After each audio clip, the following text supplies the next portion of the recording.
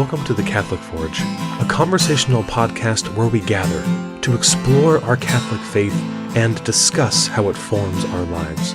All are welcome to join in this conversation and journey. Thank you for listening. Hey everyone, welcome to the show. This is Eric in Missouri. And this is Ben in Kentucky. Now, long ago, when we got this whole newfangled idea into our heads to do this podcast, we generated a list of topics, okay? Yep. I remember waiting with bated breath to see what you and John would put on that topic document. Seemed so easy back then. And now we should do another poll. We should throw it out to the listening community and see what they'd want to hear. Anyway, back in the old days, one of the very first ones that you put on the document, and I'm looking at it right here in front of me. This is the exact verbiage that you put in. Uh-oh. Insecurity, comma, feeling the need to be Superman, parentheses, even body image, which isn't usually a man's issue. And so we were kind of playing around with what to do for this episode, and you had brought this up, and I remembered, of course, that this was one of the OG Catholic Forge topics. Okay? And of course, I think, based on what we've discussed, I don't know that we're going exactly in that direction, but certainly the spirit of one of these initial topics is at hand. And so, Ben, since you were the first to to lay the foundation for it so long ago, like a year ago, yeah, I feel like. Yeah. Take us in, and maybe you can flesh out, well, pun intended, no pun intended, I don't know. Maybe you can kind of show us your approach to this topic, please. Yeah, I remember when I put that on there, I remember thinking that you guys were either going to not have any idea where I was coming from, or sure, or that it would resonate with you and you'd be like, oh, yeah, I kind of know what he means. Mm-hmm. And it's been my experience in life that most things that you feel like you're alone on, there are other people out there. I mean, we're all human after all. You know, somebody else has felt that way. It all comes down to, do people talk about it? Do people share it? And I felt like the whole issue of kind of insecurity, body image with men had to be one of those topics that on the surface, I kind of felt alone. Like maybe this is my issue, but I knew other people out there had to have dealt with it in some form or another. Certainly. Whether consciously or unconsciously. And for me, so, you know, people, well, maybe they've looked at the thumbnail on the website. You still can't really, I'm a skinny guy, 6'4". I'm not going to throw my weight out there. I will. I don't care. 150 pounds. Sure. So, skinny guy, and I had been my whole life, and it goes, I mean, I remember from a kid, my earliest memories, just tons of comments and jokes about being skinny. I mean, coming from, older relatives, and I mean, I think at times, like even maybe teachers and stuff. And it's interesting, it's an interesting side of the coin, because they all felt it was acceptable to say that, where you would never call a fat kid fat, or, you know, let's say overweight to be more sensitive here. But sure, a teacher would never say that to a student because everybody knows that's hurtful. And I think in fairness to those people who made the comments, they think, well, everybody wants to be skinny. That's a desirable thing. Sure. So I'm not hurting their feelings, because it's almost more like I'm complimenting them, like, hey, you're skinny.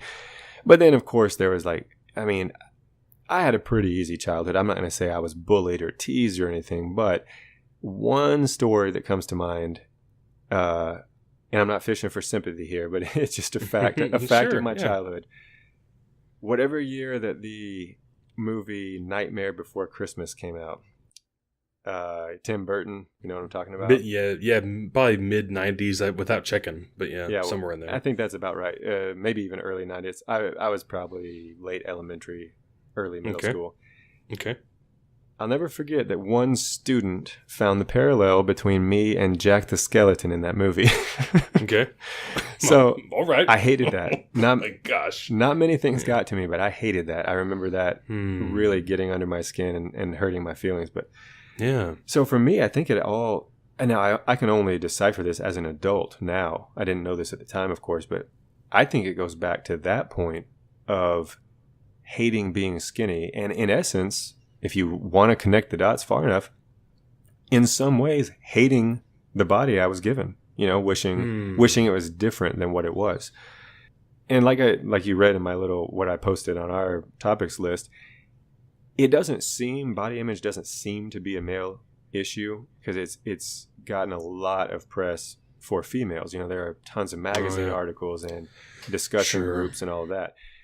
But I think it's it's a human issue. Therefore, it involves males too. But yeah. So for me, that led, I couldn't really do much about it. I was skinny all through childhood, through high school. Well, then in college, I kind of got working out with some guys that were bigger than me. And it occurred, I realized I kind of had an outlet like, I could gain size if I tried hard enough, which, little disclaimer there, your genetics still comes into play. If God really designed you to be skinny, there's only so much weightlifting you can do. There's only so much muscle you can put on. You can't completely change who you are. Right. But I wasn't spelling it out in my own brain like I am now, but I made the unconscious decision to change how I looked. And I started lifting weights as hard as I could, eating like crazy. Okay. And I mean, it worked to a degree. I put on 15, 20 pounds probably that I was really happy about. But then I still noticed, to the outside observer, I'd still get skinny comments, because I'm, like I said, 6'4". That's a pretty tall frame to stretch 20 pounds out over,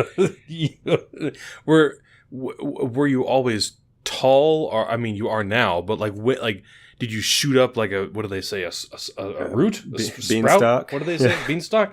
I mean, I'm just trying to, because obviously you mentioned the skinny comments from when you were young, but were you typically taller than your classmates in grade school, or did that come with puberty, or what does that look like? I remember being on the average side of tall, not noticeably taller in the elementary years, but with late middle school, high school. When I graduated high school, I was 6'1", so I actually put on the last 3 inches in my college years, I guess. Okay, sure. So I wasn't whoa, he's really tall, until now. And now the neighborhood kids actually call me tall guy. Sure. Which I appreciate, that they don't call me skinny guy. They say tall guy. and that is categorically true. You are a guy who is tall, so that's fair. I don't take offense to that in the least. What you're spelling out here, I mean, is, I would say it's a classic case. I'm some sort of psychologist, but it does sound like it's a case of these words being brought against you or thrown at you at a young age, which really kind of cut in deep. And I wouldn't try to downplay the very real damage they seem to have done. But I think you can understand, of all the things that one kid can say to another kid, a compliment or a comment, about your weight is not the worst thing you could say. But that being said, it speaks to me of the power of I don't even know what word to say. I mean, I don't want to say criticism, but a bad joke or just a mean spirit. It reminds me of a friend, and he loves music, loves it. It's not me. And when he was younger, someone told him, I think it was one of those, we kind of joke about it. This is the point. He was in Catholic school choir or something or other. And the choir teacher told him, maybe you should just stand there and open your mouth and pretend like you're singing. Oh, wow. And he was just young enough, and it hit him so hard that even though he loved music, he rarely sang again. Yeah. We'd be in the car, the Eagles would come on. I mean, but he couldn't, because he felt so self-conscious about that because of what this lady said, or I guess it was a woman. I'm guessing it was a Catholic school long ago, a nun perhaps. But Not against the nuns, I'm just saying in general. Yeah. But it left a wound in his life, Yeah. that really affected him, and now he's older. He's an older gentleman, and so I'm not saying that your situation is his situation, but it just reminded me of that, seeing how those comments can really indeed strike at your insecurity about your body. Absolutely. Yeah, and I don't think you always know that they're going deep, because I should clarify, I didn't go home and cry my eyes out. I didn't even tell my parents. It was more of a, with the exception of the Jack the Skeleton thing. Like I said, that one got to me. I remember. Sure. But it was almost still, my reaction was more like an anger, like, because you remember elementary school. Half the time the kids doing the teasing have so many flaws that you could pick apart, if you wanted to. Right. Yeah, sure. So I didn't really think about it. But I've just done a lot of exploration as an adult of why am I dissatisfied being skinny? Like, what put that, where did that original idea come from that my body should be different than it naturally wants to be? And to look at that positive side of it, like I was saying earlier, of why people don't think it's insulting, it is a blessing in many ways. I can eat anything I want and I don't gain a pound. My doctor, I've checked out with the doctor plenty of times, perfect health, low cholesterol. Uh-huh. Like, it's not like it's a bad thing for me physically. It's all about the image. Sure. It's purely vanity. And yes. that's where the seed goes deeper into a kind of a dangerous spot, Well, I don't know if you were aware, but I have something of a weight problem, or what some people would call obesity, or overweightness. I don't see weight when I see people there. I appreciate that. But indeed I do, and you were so brave, and so I'm not 6'4". I think I'm 5'11" 3/4 or something like that, and if I hopped on the scale, it probably put me just over 300 pounds, and so we kind of sit on opposite ends of the scale. Luckily not a seesaw, right? Yeah, right. You're real funny with the fat joke already. I tease. I haven't learned anything from my past. Yeah. But I understand this in a different way, although certainly we could pretty much swap seats and we'd still be in the same chair. You know what I mean? That was an awful analogy. But you know what I mean? Like, no, exactly. But the spirit of the tale is comparable, where I just started gaining weight when I was a young lad and kept gaining it, because pancakes and waffles kept appearing in front of me and I ate them. And now, certainly I can admit to having just awful health habits. My eating is, it's excessive, plus smoking, plus a pot or more of coffee a day, plus, on and on it goes. Little to no exercise. I look in the mirror and I can't escape the reality of who I am. And of course, this concerns me greatly. It concerns me most of all because I'd like to be around to see what becomes of this world, and the Catholic Forge, of course. but I also do feel very strongly about the, oh gosh, Ben, I hardly know how to say it clearly. It's not vanity per se, but I look at myself and I am not terribly pleased with what I see. Is that vanity? I don't know. I should have gone to the Oxford before I got here and gotten my terms straight. What do you think? I don't think, to a small degree, it is. I think it's, honestly, I don't think there's a person, even the people that we would look at and say they are 100% beautiful without a flaw. Those people look in the mirror and find they have that little weak spot that their eye goes right to and think, man, I wish that eyebrow was different, or whatever it is, I think it comes down to why, the reason for wanting to look different. And like, so for you, maybe it's not vanity at all. Maybe maybe you look and you say, like you just mentioned, I want to be around, for years to come. Yeah. So then that's a reminder that, well, this could prevent me from being around as long as I want to be. So then that wouldn't be vanity at all. Mm-hmm. Yeah. I can honestly say that I think mine crossed into vanity. And again, this is all in hindsight is 2020. I didn't know it at the time. I wanted to look bigger, stronger, better. And at the time I was single. I was still on the market, so to speak, attracting the females. maybe market isn't the best word to use. Yeah, but marketing yourself, yeah. No, you were on the prowl. Yeah. Maybe it's a little bit better. Yes. So I can't deny it. For me, it was absolutely vanity in the bad sense of putting all that value on the image. Right. Without any thought to, man, what kind of girl would I even attract if the only reason she liked me was for this look, which, by the way, I never achieved. So I was saved from my own bad devices there. I don't mean to interrupt, but is that why you I'm just a little fuzzy tonight. Please excuse me. No, that's all right. Is that why you specifically mentioned Superman? Because he's like 6'5", isn't he? Something like that. I don't know what his height is. Like, do you mean that was, you don't have to name like a person, but was that kind of what you were looking for? Or in the topic suggestion. But well, right. But I mean, like when you were doing weights, when you were lifting and all that kind of stuff, was that kind of what you had in your head?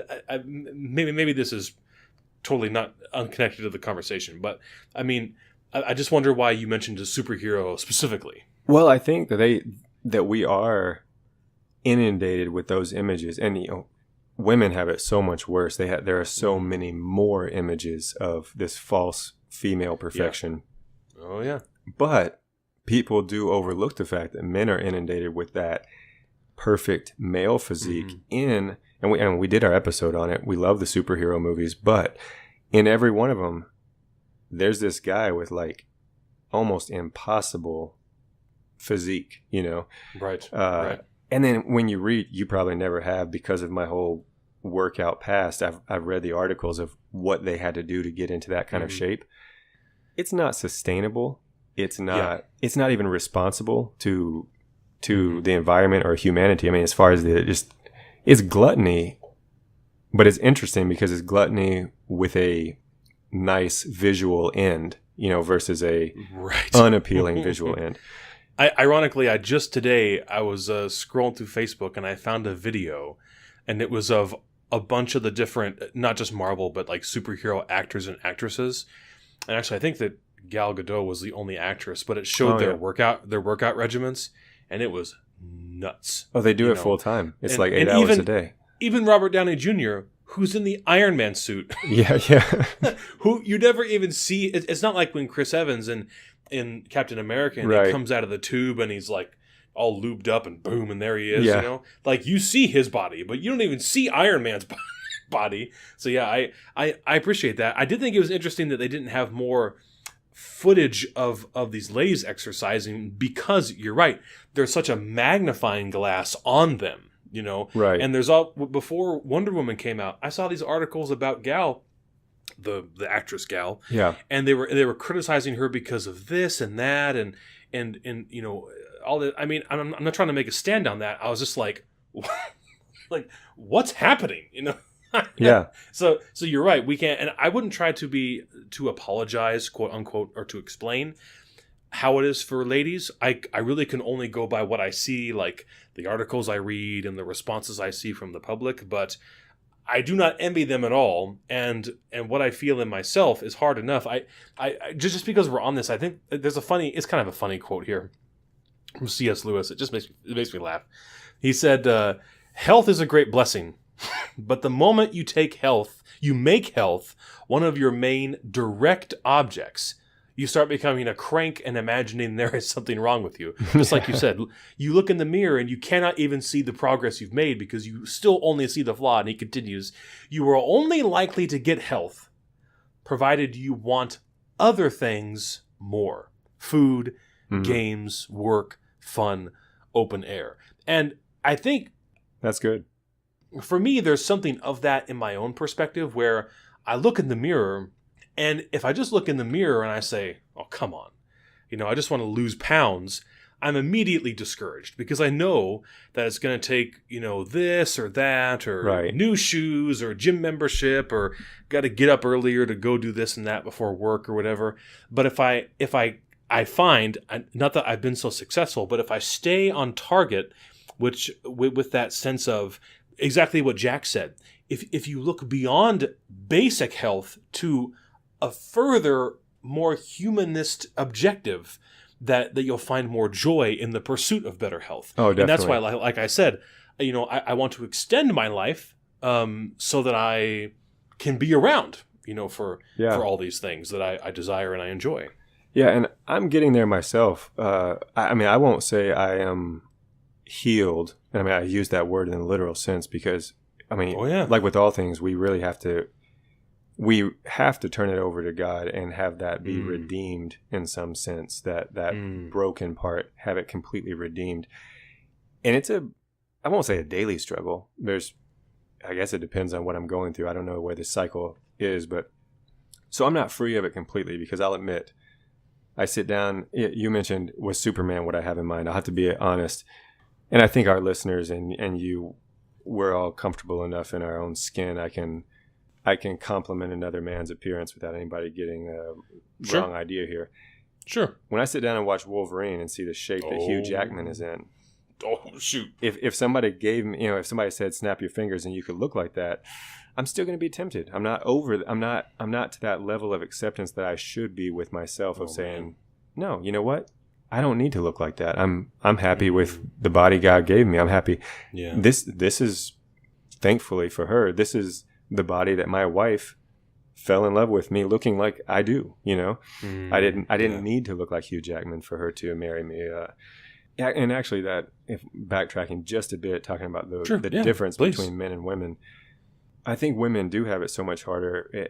I've heard this said, I've read it multiple places, and from my own experience, I know it to probably be true. Men are much more visual creatures than women, especially when it comes to attraction. What we take, I mean, and spoilers.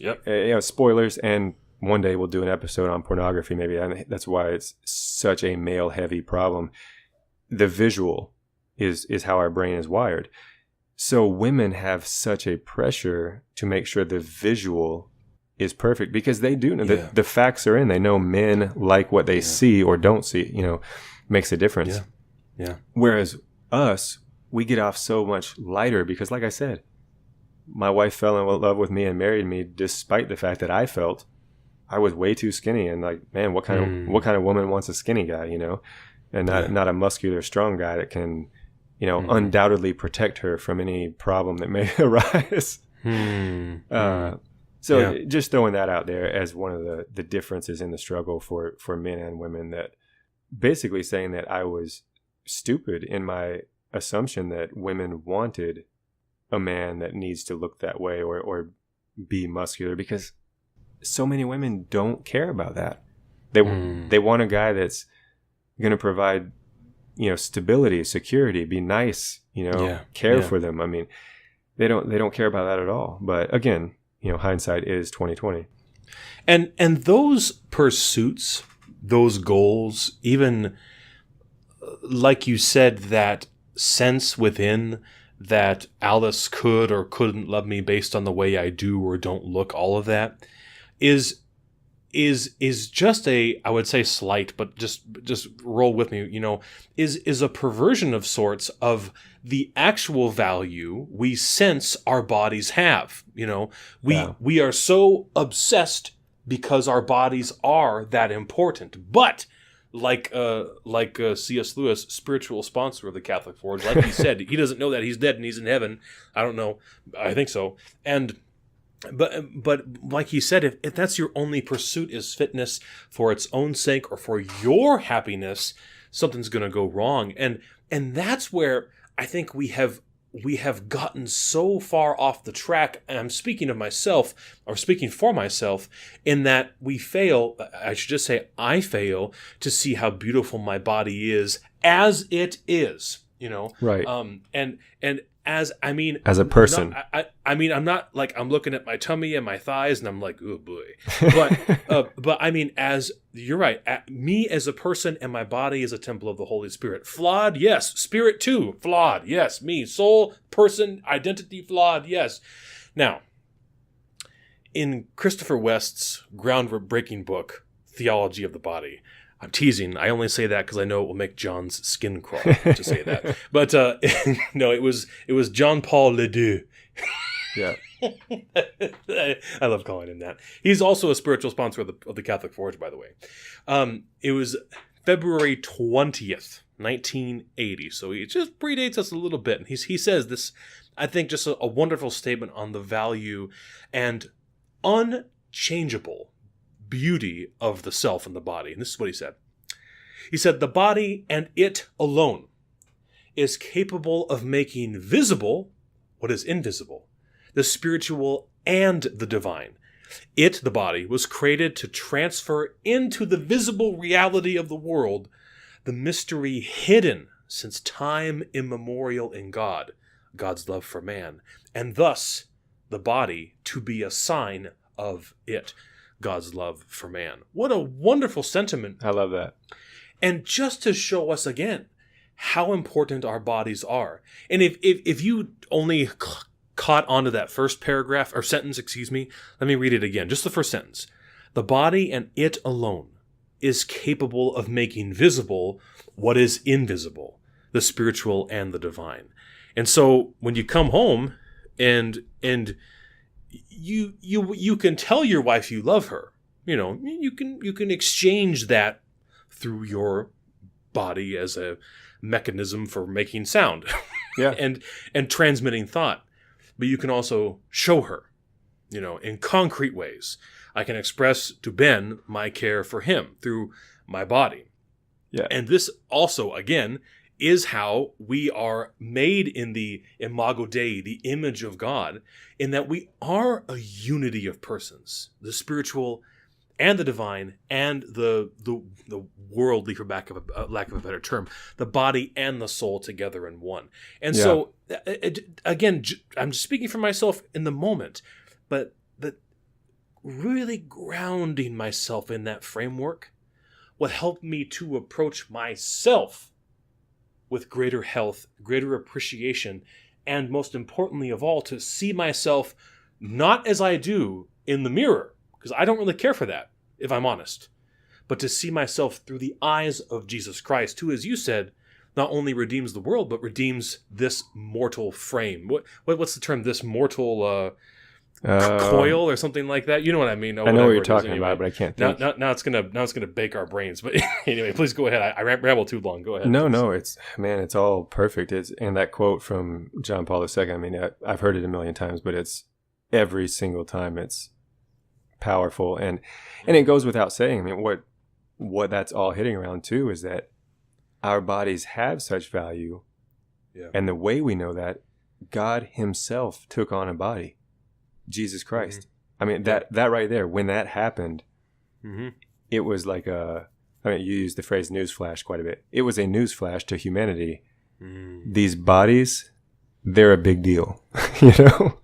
What you do with them, how you use them, how you abuse them matters, because guess what? Me, God, myself, just took one on and has changed the game forever, Yeah. And in all that, it's important too, and this is kind of my own ponderings, my own snowballing of ideas, but sure, I have to believe, because listen, everyone will agree, I think, if I can be so bold to say everyone, that objectively speaking, there is something perfect and attractive about the statues, the Greek statues, the human form in its perfection, whether that be the muscular man or whether that be the curvy hourglass woman or whatever it is, everyone will agree that that is pleasing to the eye and beautiful. I mean, one of the most beautiful images and forms in all of the created world. So that leads me to believe that in itself, that is a good thing. And then that's made me ask the question, maybe these bodies that we're uncomfortable in now, that's probably just another fallout from another part of the fall, So then that makes me believe, or makes me question, what will our redeemed bodies, maybe our redeemed bodies, men do walk around heaven looking like Wolverine. And I'm kidding there. I'm kidding. What? But you know what I'm getting at, what I'm getting at is that we're not necessarily wrong in saying like certain things are not how I was meant to be. For example, a person born crippled, born handicapped, they are absolutely right to question that flaw and to think, this is not how the human body was meant to be, And so then like my skinniness is like 1,000,000 times removed from that affliction. You know what I mean? Right. Like I warned you. I'm all over the place here trying to connect the dots. But please go ahead. So maybe we have a little bit of justification for feeling uncomfortable with our imperfections or thinking this isn't quite right.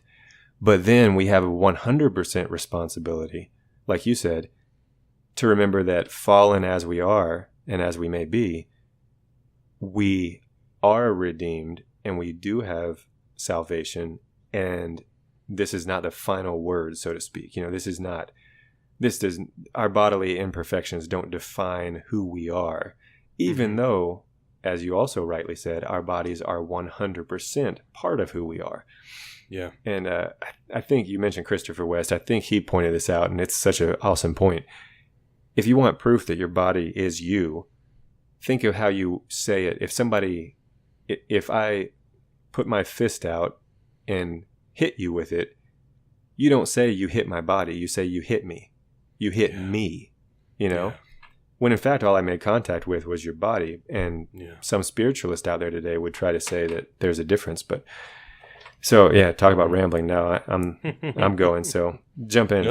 Stop me, however. No, I mean, I think we're at a pretty reasonable kind of stopping point. Although I feel and sense the motivation to keep going. However, if we do get into other considerations, like you said, of issues of the flesh, and that kind of stuff, you kind of want to leave some things on the table pick up then. But I would simply just resonate with what you said about the dignity, right? Right. I don't think we'd use that word yet, but the dignity of the human person. And you hear that term come into play a lot when talking about pro-life issues and that kind of thing. And actually, newsflash. There you go. That is precisely what we mean, speaking from a Catholic perspective, when we speak of pro-life. Sadly, that picture has been painted of it just being an issue about the unborn. Mm-hmm. Is it considerably concerned with the unborn? You betcha. But we also speak of the dignity of all human life, including those who are walking around and talking, And so that's where the church is urging us toward a greater appreciation of the frame of the body itself, as it not only relates to the person, but again, bringing the visible into visibility, showing us the people that we are through our bodies. I loved what you said about art. And earlier today, I was thinking in my head, I thought, what 70s love songs can I bring in about the body?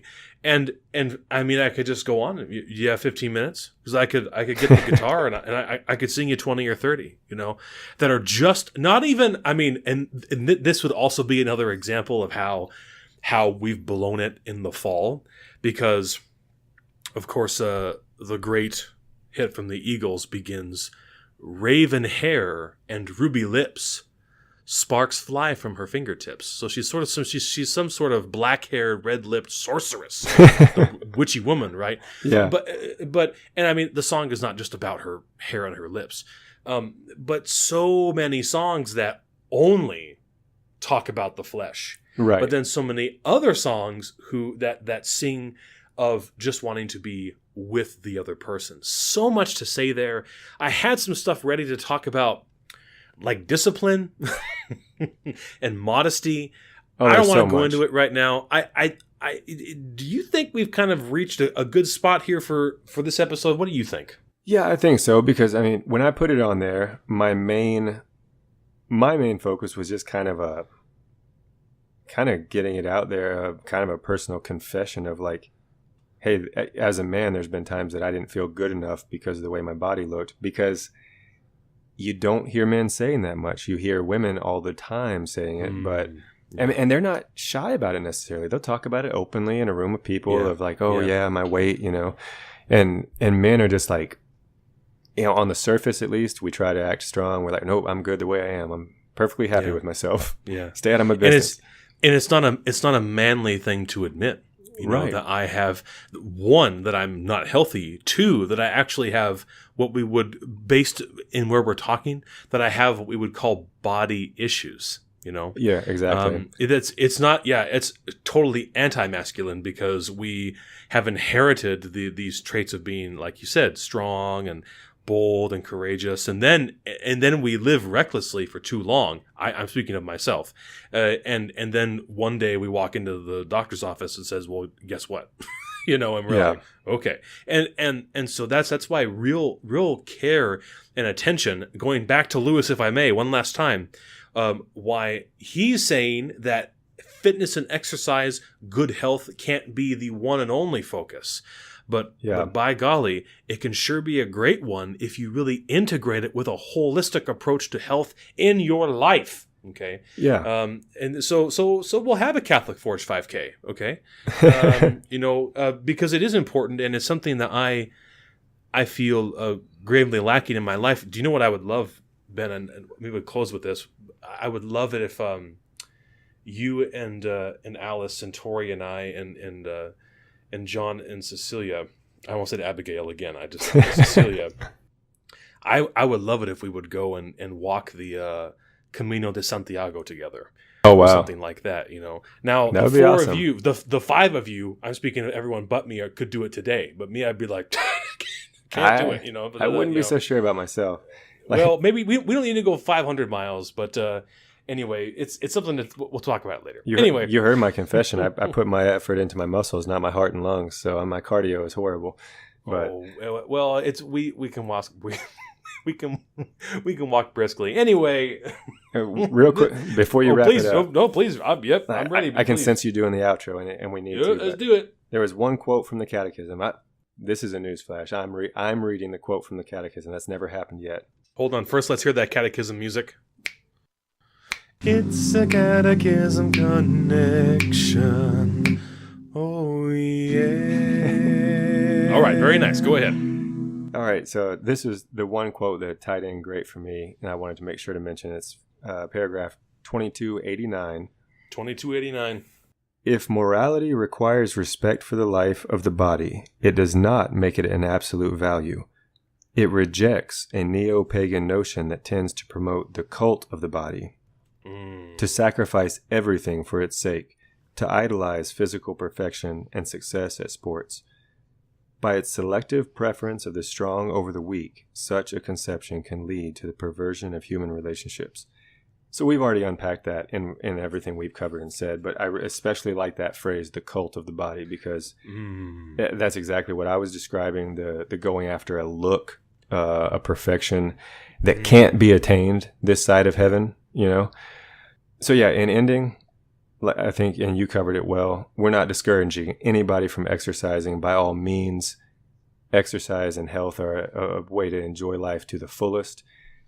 Do it for the right reasons, Don't be a dumb 21-year-old like I was at one point, Do it because you want to be able to run around with your kids and have fun and enjoy things, Absolutely. But yeah, that was my big that was my big topic idea. So I think we covered it to my expectations. It felt good to come back to something that had sat for so long. Yeah. And we had chosen 30 whatever other topics over it, and then to come back to it, I thought it was, I mean, just I really think we could double our time if we just kept going, but we got to stop for now. Definitely. We always could, yeah. Very good. Well, this has been the Catholic Forge. Thank you for listening. Gosh darn it, thank you. We appreciate that so much. Thank you. And we'd like to close, as always, with a prayer and a blessing. May God the Father, God the Son, and God the Holy Spirit bless you, guard you, and lead you to eternal life. In the name of the Father, and of the Son, and the Holy Spirit. Amen. Thank you for listening to the Catholic Forge. We hope you've enjoyed this episode and will leave us a positive rating and review on iTunes, SoundCloud, or YouTube. You can continue the conversation with us on Facebook and Twitter, and to get a hold of us, you can reach us at thecatholicforge@gmail.com.